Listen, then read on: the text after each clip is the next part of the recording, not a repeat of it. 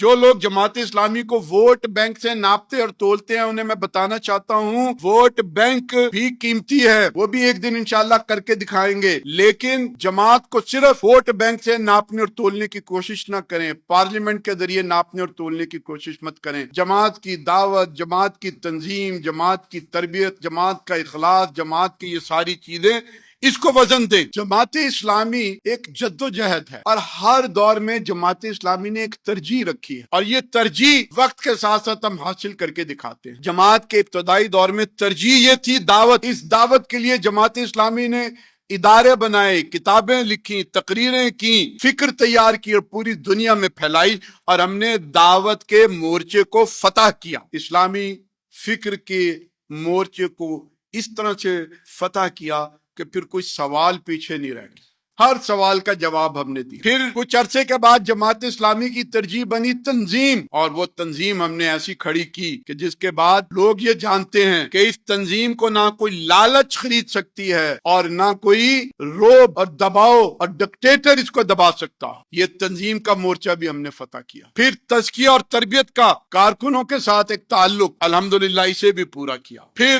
خدمت خلق کا محاذ، یہ ترجیح ہم نے رکھی، اور الخدمت فاؤنڈیشن پوری دنیا اس کو تسلیم کرتی۔ یہ ساری ترجیحات ہیں جو مختلف ادوار میں جماعت کی قیادت نے اپنے سامنے رکھی اور ان کو پورا کیا۔ پچھلے کچھ عرصے سے اب جماعت کی ترجیح کیا ہے؟ جماعت کی ترجیح ہے ماس موومنٹ، عوامی لہر، پارلیمانی قوت۔ اب ہم اس کی طرف آگے بڑھ رہے ہیں اور انشاءاللہ اس ترجیح کو بھی حاصل کر کے رکھیں گے اور بڑی جلدی لوگوں کو دکھائیں گے۔